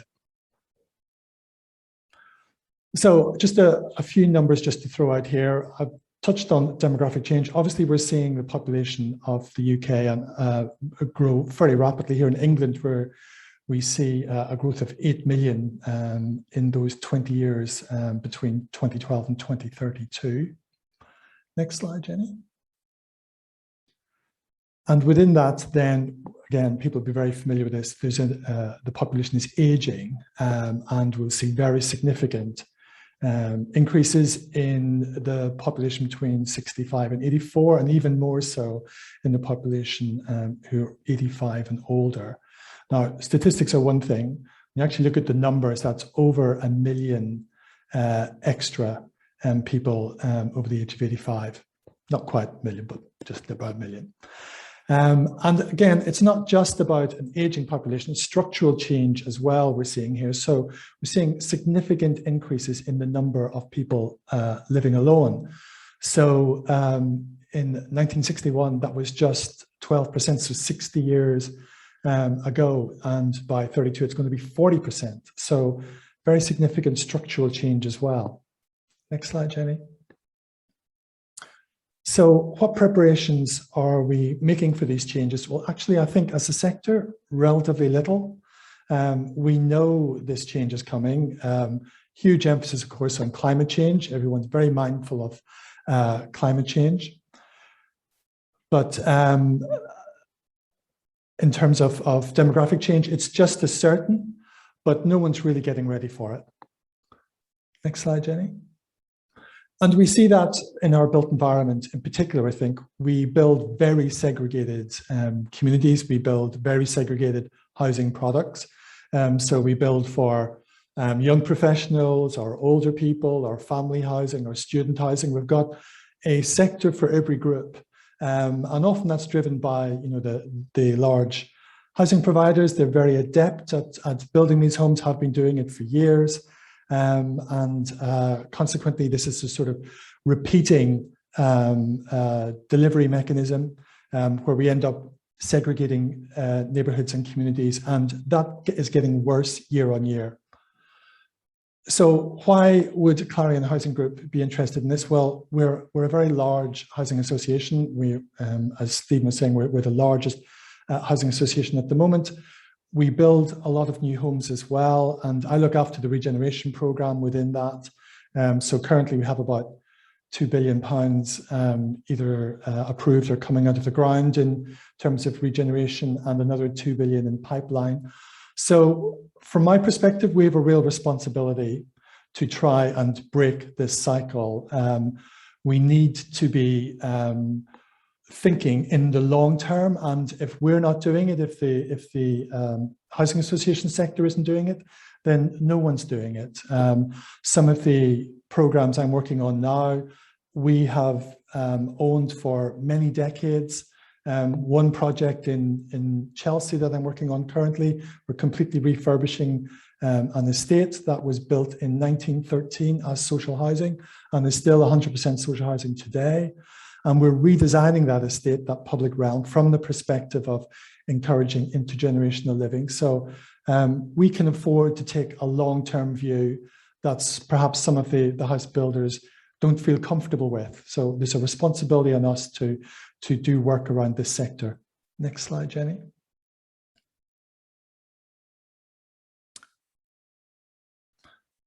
So as I touched on, part of why I'm interested in this agenda is I want to try and embarrass in some respects and push in other respects Clarion into doing better. So better homes, better services, better standards, and critically better outcomes for our residents. And my take on this is that we need to be designing intergenerational homes and intergenerational neighborhoods that adapt to change over time, because people's circumstances change over time, and it isn't one size fits all. So we need to be designing homes and neighborhoods that can adapt to different stages in people's lives, and critically to allow people to live longer, healthier lives in their own environment, independently in their own neighborhood. Next slide, Jenny. And some of that we can do by looking at the design of the home itself. And this sort of follows on from some of the slides that Manisha was showing earlier. We're currently within Clarion, we're developing a pattern book based approach where we're looking how we're going to sort of maximize the quality and the usability of the individual typologies. And I'm trying to influence that discussion by trying to build into that models that look very like what Manisha showed earlier. So flexible homes that will adapt over change, that will allow for different arrangements of family membership and age, and within a typology that we as a landlord will be able to play around with that property over 10, 20, 30, 40 years, however long we're working on it. And so part of the work that we're doing through the regeneration program is to sort of disrupt that cloning of design that we see in so much of urban design in the UK, to try and really push that agenda along. Next slide, Jenny. So in practice, what are we trying to do? We're trying to design and build schemes to, as I say, enable longer, healthier, happier lives. We are a social landlord. We want our residents to live as long as possible in their existing homes, to live in neighborhoods that meet their needs for the longest possible time as their lives change over time. Making sure that residents have the right home at the right time. So that's often about building in adaptability and taking that very long-term view, and making sure that we don't sort of paint ourselves into a corner of one particular typology when, as you know, we saw right at the start, what we're actually seeing is the population is changing fairly rapidly, but the likes of ourselves are going to be around for decades to come, hopefully, and managing those homes for decades to come. So we need to be anticipating that change. And this comes back to a point that Paula made earlier. Part of this is about empowering residents to shape those lives, their own lives and their communities. And this is what that gives these neighborhoods that longevity, and the fact that people have that sense of ownership, that sense of stewardship. This isn't something you can retrofit. This is something that needs to be integral to your thinking from the outset. And then Jenny, our last slide here. I don't want to sort of be given the impression that everything in Clarion is all geared around this. It certainly isn't. We're learning, just like everyone else in this call, as to how to do best. These are 3 sites I'm working on currently. They're all in Bromley. And these are the sites that I'm going to be pushing really hard on, expecting our design teams to be thinking in terms of intergenerational living at the level of the home itself, but also the neighbourhood. All 3 schemes now have had the initial feasibility studies done. We'll be procuring the design teams for working up the projects in themselves over the next couple of months. And so we will use our procurement strength as much as anything else, where we spend a lot of money every year. We build a lot of homes, we manage a lot of homes to really drive this agenda forward. And that'll be reflected then in the brief we set for schemes like this. As I say, using our procurement strength to try and reshape the market a little bit, to see what the design teams can bring to the table, and critically, what we will then be able to deliver and operate from an intergenerational perspective over many decades to come. We've focused very much today on the design of homes and the design of neighbourhoods, but for the likes of ourselves, where our core business is the operation of these neighbourhoods, then that's just as important to be building that sort of thinking into our plans around intergenerational living from the outset, and making sure that our estate services team and our housing management teams and our day-to-day repairs teams are just as bought in to this idea as the likes of myself, who are procuring and bringing forward these large regeneration projects. So we'll leave it there, and hopefully there's been some new stuff in that, and I'm sure we'll be happy to take some questions. Thank you very much, Paul, and thank you, Manisha and Jenny. I think it's incredibly exciting and encouraging to hear all of you talk about your ideas and plans and what you're actually doing in practice, and showing what's possible. And, you know, and Clarion, as you said, Paul, at the end there, using your procurement power really to shift the whole agenda. So that's really, really great. Now, we have a couple of questions. We don't have a huge amount of time, but there are a couple, and they're kind of challenges to what you've all said. So the first question is from someone called Michael Bland, and it's a question aimed at Manisha, but I'm sure Jenny and Paul in some ways have answered this as well, because the question says, these typologies are typically London-centric, and how can this approach be translated to the north with respect to build costs versus sales costs and integration into existing urban grains and planning context in the north? Well, I'm sure, Manisha, I know the answer, but let's hear your answer. So firstly, I would say that they started off in London.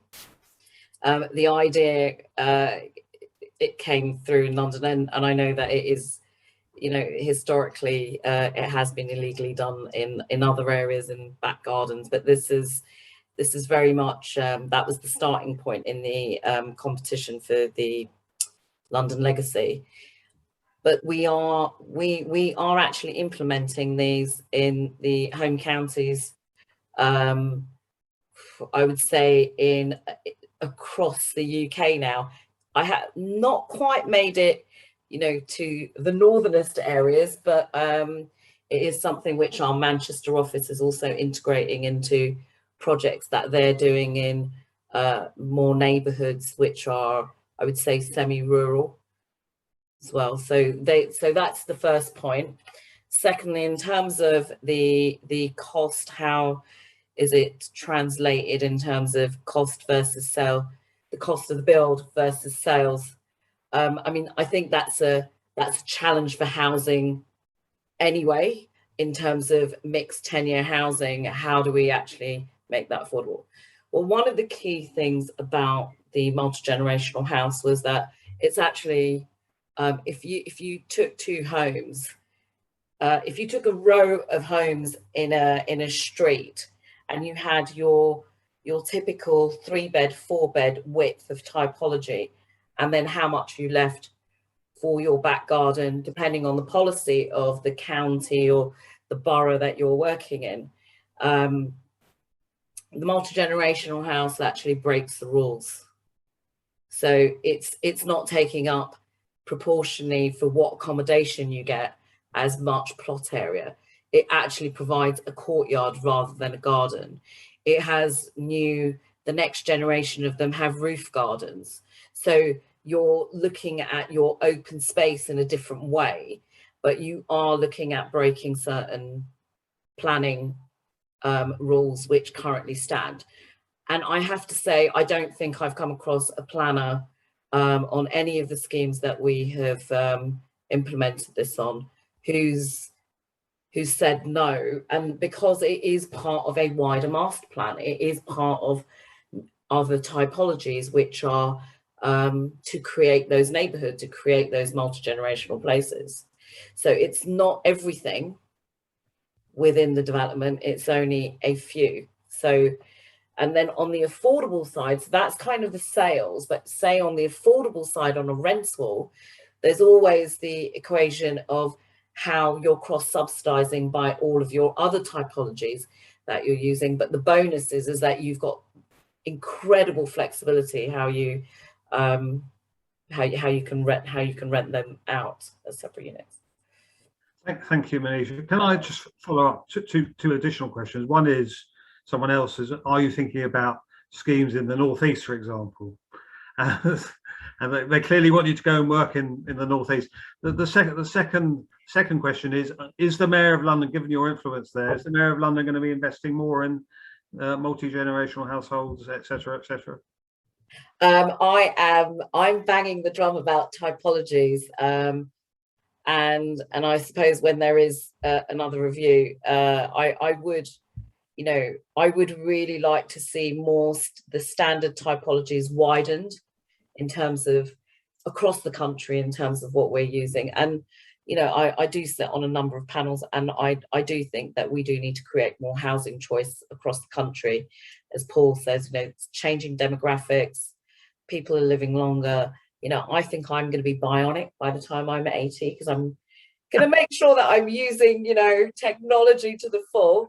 So I think that, things are changing, and mentality is changing as well, because the mentality and how people want to use things. So yeah, I will definitely be pushing that forward. And the mentality question, it kind of comes on to another question that's been raised about changing the mindset of clients to move from, people who traditionally worked with extra care to working with wider demographics. Perhaps Jenny or Paul, any thoughts on that? It's interesting. The mentality question is really interesting. For me, it's very often the mentality of my colleagues, even within Clarion, we're a very large organization. So it's no surprise really that it's the regeneration team that's looking at this in particular. Within Clarion, regeneration focuses on the existing stock, or existing assets. So I'm working with the Housing Association and with existing population. So I have more opportunity to start to talk about the long-term benefit and the operational benefit of designing from an intergenerational perspective, or refurbing from an intergenerational perspective from the outset. Now, within different bits, even of Clarion, that has more resonance than others. We've sort of alluded to the sort of, Manisha and Jenny have touched on it, both the sales values and this understanding, is there actually a market for this? I have those same internal discussions with some of my colleagues in development who have maybe bought a site in the Northeast or Manchester or wherever, and are very conscious of build costs and sales values. So it is a case of trying to win hearts and minds, and some of the, I'm sure all of us on this call today would view ourselves as, proponents of that. And all I'm doing really, I have the opportunity to try and build out some case histories of how this is a better way of designing for the long term, the longevity point that Paula made several times. So that's what we're working on really. And that Tim Hoyle has just suggested in the chat that it's something that HousingLIN could also help with. So over to you, Jeremy, on that one. Jenny, any final comments? Yeah, I would say extra care, housing with care isn't going away. To me, that's what my first slide was about. There has to be variety in this market. There's no one size fits all. Yes, there has to be something that's affordable for people who are right sizing in their later years, but there is no, what we need is more housing for people in their later years, and that's all forms of housing. So we've concentrated today on intergenerational communities, but actually if you put an extra care building in the middle of a master plan of 2,000 homes, that is an intergenerational community. So I would say that it's not about being anti-extra care, it's about lots of different models for older people. So people actually, when they get older, have a choice of where they can move to. So I would say, first of all, co-production, understand your market, and just really think very in depth about what the offer is for older people. And there should be an offer for older people in every development that comes through. That's key to it all, I think.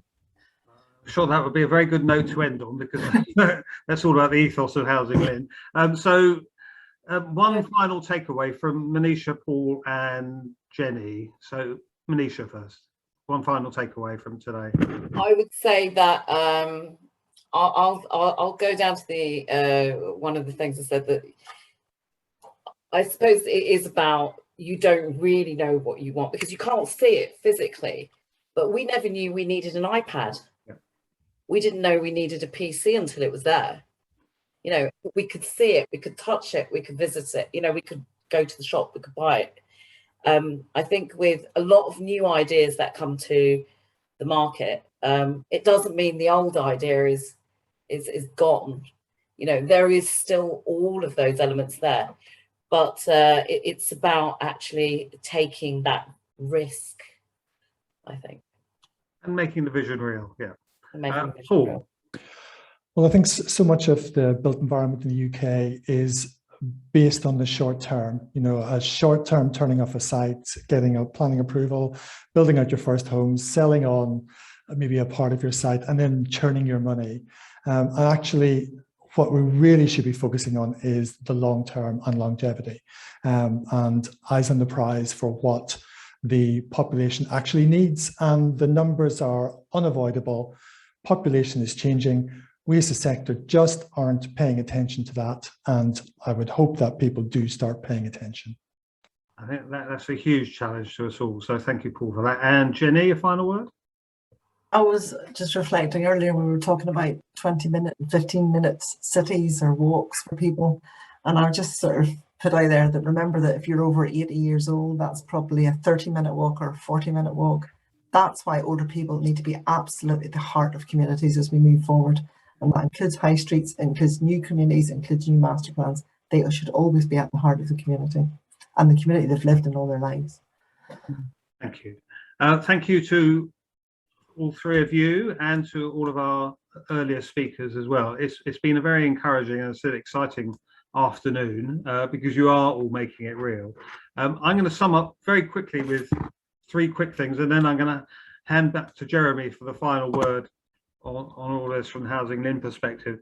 I think there have been a number of things that keep echoing through this afternoon. One of which is about thinking long term, and Paul emphasised that point just now. But getting all the partners on side, getting planning and local authorities much more attuned with this, thinking long term in terms of shaping places.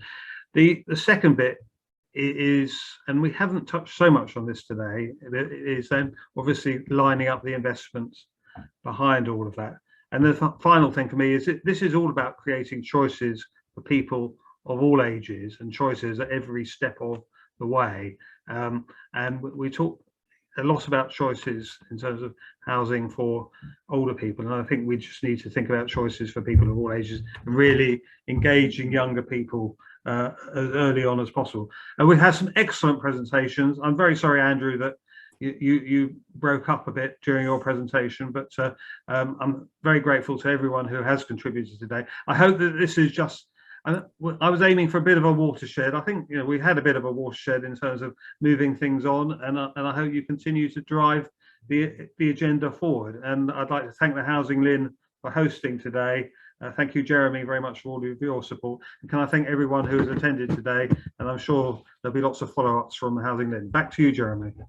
Well, thanks, Stephen, and thanks very much for your chairing. Excellent, and everybody for their contributions, as you say. I was just going to ask whether Tim, Roland, Paula or Teresa, who may be with us, or Andrew, had any final words that they wanted to share before I do my very quick summing up.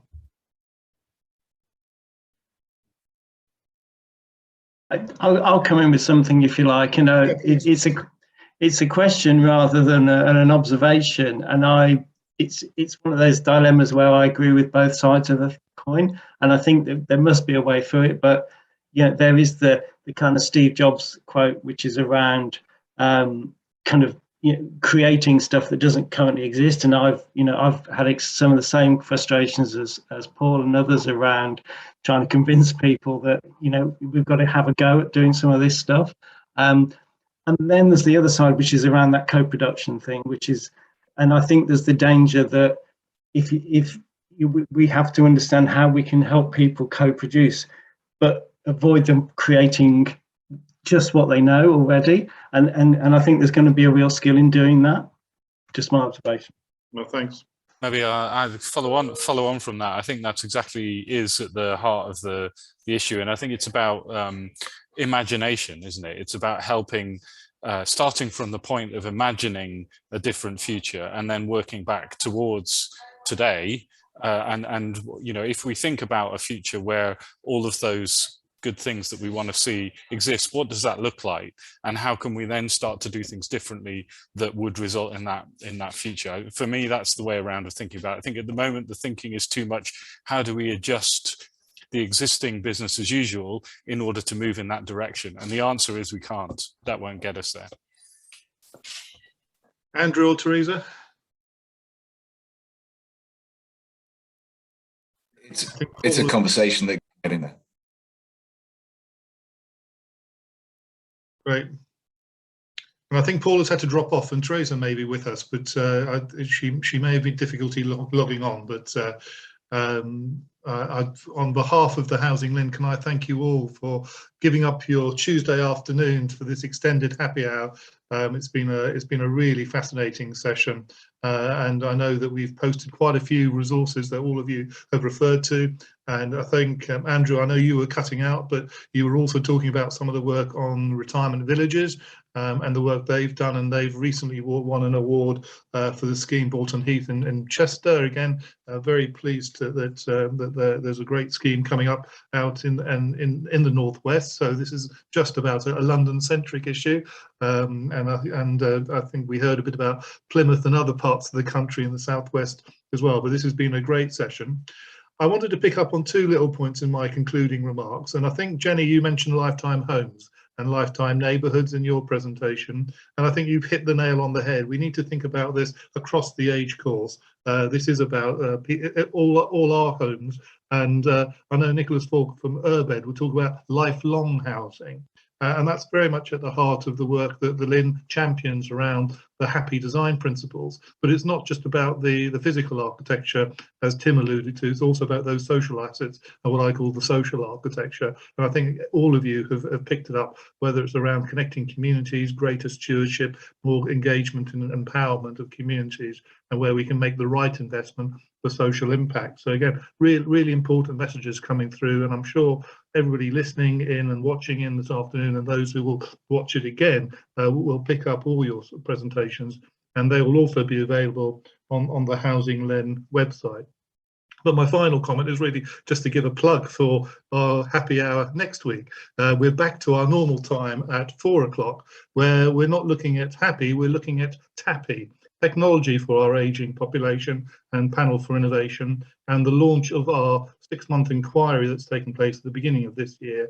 And we're really pleased to pull together another excellent cast to share you the findings of the TAPPI inquiry and the work with Professor Roy Sandbach and Dunhill Medical Trust. So if you aren't aware of TAPPI but know about happy, come back next week. Tim, I don't know if you've still got your lovely looking drink ahead of you. Cheers, mate, for your presentation, and good luck for next year to you personally. And look forward to seeing you all again at a future happy hour. And thanks again, both all of you as speakers, but also Sally behind the scenes for keeping the ship in order. So thanks again, and we're going to say goodbye now, and the system automatically cuts out. So please don't be offended if we just sort of end up with a blank screen. So thanks everybody for your contributions.